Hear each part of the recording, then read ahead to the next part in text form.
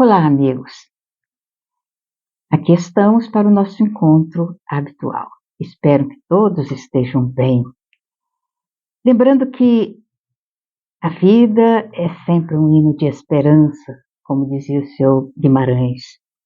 Esperança de realizações, esperança de ser feliz, de construir alguma coisa boa. Esperanças e esperanças que vão se multiplicando à medida que nós vamos nos recordando da importância de viver e viver bem. Eu estava me recordando ainda da minha juventude, eu já frequentava a reunião de atendimento aos espíritos enfermos, quando um espírito se comunicou e contou uma história muito triste, que nós guardamos na nossa mente e vamos passar para os senhores. Ele contava que numa desses encontros, namoros fortuitos e tal, ele se relacionou com uma jovenzinha e depois afastou e nunca mais a procurou. E o tempo passou.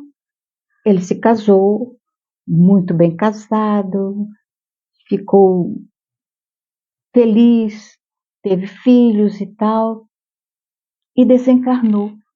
Como ocorre com todos nós. Ocorreu e vai continuar ocorrendo. A gente vive, faz uma trajetória aqui na Terra e desencarna. Então ele dizendo. E quando chegou no mundo espiritual, ele se defrontou com uma criatura horrível. Dizia ele que ela se assemelhava àquelas bruxas da história de criança, aquelas megeras. E ela o recebeu e antes de dizer qualquer coisa, ela deu-lhe uma chicotada.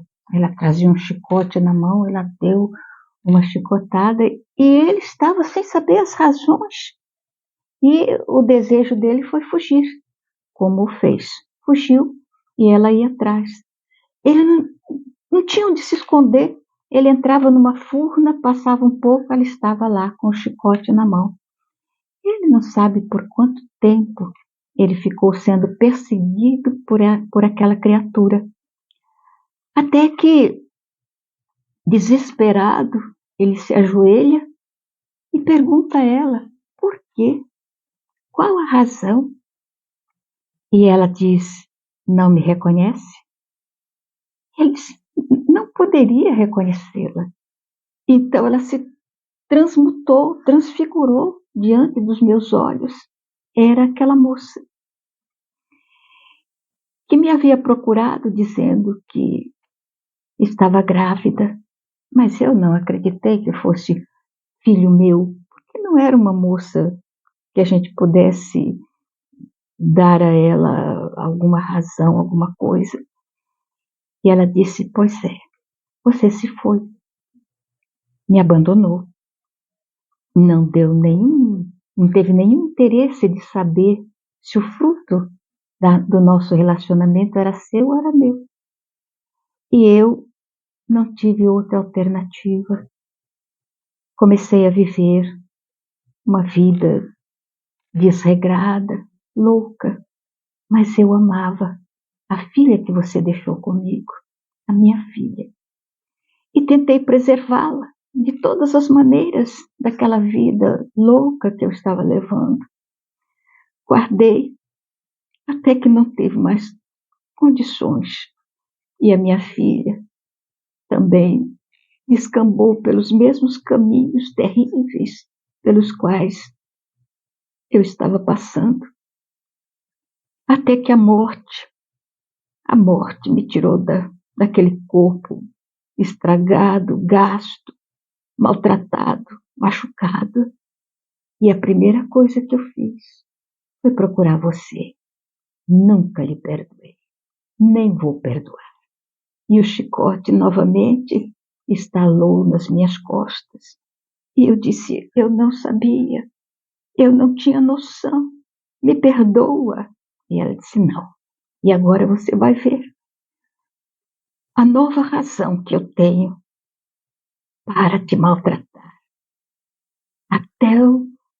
Até não sei quando, porque eu não sei quando é que termina essa existência. E ela, então, me obrigou a caminhar pela cidade onde eu havia vivido, até chegarmos na periferia da cidade, numa região triste, miserável, a podridão em todos os lados. E ela disse, gosta do lugar? Foi para onde você me conduziu. E a sua filha. Chegamos a um local miserável, uma casa caindo aos pedaços. Entramos e ali, num grabato, no chão, encontrava-se uma mulher. Notava-se que a tuberculose estava destruindo já, fenecida, envelhecida precocemente. E ao lado dela estava uma jovencinha que deveria mediar entre 13 e 14 anos, não mais que isso. A mulher tossia e a hemoptise lançava fora o sangue. E com ele também todo o que poderia ser transmissor para aquela menina que ali estava. E eu então ouvi a menina chorando, mãe, oh mãe, não vá embora, a vovó já se foi, e eu só tenho você, mãe, não me deixa, mãe. Os olhos atormentados da mulher fitavam aquele rosto juvenil e lindo, mas ela não tinha nem condições mais de falar. E então a bruxa megera que estava do meu lado disse, é a sua filha que está morrendo como eu morri. E a sua neta, que não tem outro caminho para seguir, a não ser seguir os passos da mãe e da avó. Culpa sua, não posso perdoar. E então eu supliquei, me dê uma chance de salvar a menina, a minha neta, a sua neta. E ela me disse, um tempo, dou um tempo. Estalou o chicote e sumiu no meio da escuridão que ali estava. E eu fiquei ali, naquele quarto infecto, tentando abraçar aquela menina que era minha neta e tentando, de alguma sorte, minimizar o sofrimento daquela mulher que era minha filha. Depois tive que sair e vim para cá. Andando pelas ruas, eu vi um portal luminoso e entrei. Me deram guarida. Então eu quero pedir a vocês, ajudem a minha neta. Chorou e foi embora. E nós ficamos pensando, todos nós que ali estávamos, componentes daquele grupo de mediúnico, nós estávamos emocionados e pensávamos como poderíamos ajudar. Não sabíamos quem era, onde estava, não sabíamos nada. Isso foi numa quarta-feira. No sábado, nós estávamos na aula para as crianças, aula de educação espírita para as crianças, e era um grupo de pessoas que ali estavam. Nós gostávamos de trabalhar com as crianças, tinha uma média de 60 crianças, e estávamos cantando, quando uma jovenzinha apareceu na porta, na entrada do centro. Ela estava tímida, pobremente vestida, mas um rostinho lindo. E alguém foi até ela e disse, entra, pode entrar. Aí ela falou assim, não sei por quê. Eu estava andando tão desesperada. A minha mãe morreu. e eu estou sozinha. E eu estava pensando para onde ir, e não sei por que eu vim por esta rua. E aí eu vi a porta aberta e ouvi vozes cantando, vozes de criança. Pensei que era uma escola e entrei aqui. E aí a senhora que a recebeu disse: você entrou no lugar certo. E nós nos reunimos em torno daquela mocinha tão bonitinha que ali estava. E ela: estou sozinha, não tenho para onde ir, não sei o que é que eu vou fazer. Levar o corpo da minha mãe e agora não sei o que é que eu faço.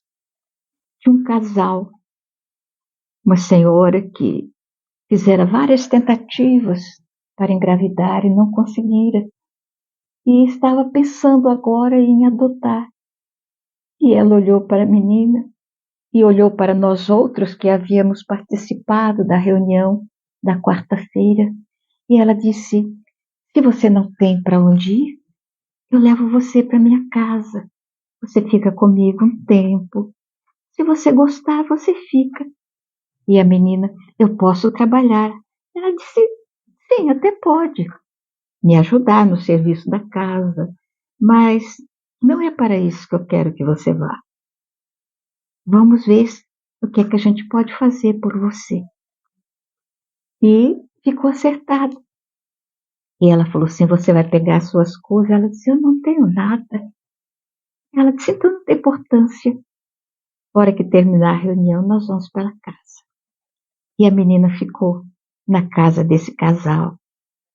O tempo foi passando e ela foi se entrosando. E de vez em quando a gente se reunia e uma perguntava para a outra: será? Será que seria?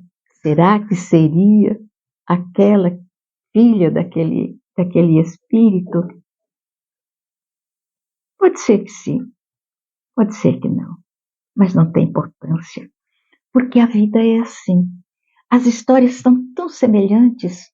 A gente se apaixona pelas histórias nos romances, as histórias que os escritores mandam para a gente.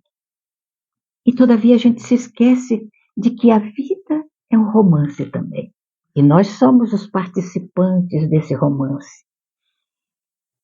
E a vida que continua no mundo espiritual continua também mandando para nós essas histórias que parecem romance, mas é a realidade da vida. O que nós fazemos, nós nos encontramos do outro lado da vida com aquilo que aparentemente ficou esquecido. Ninguém sabia, mas a lei não se esquece.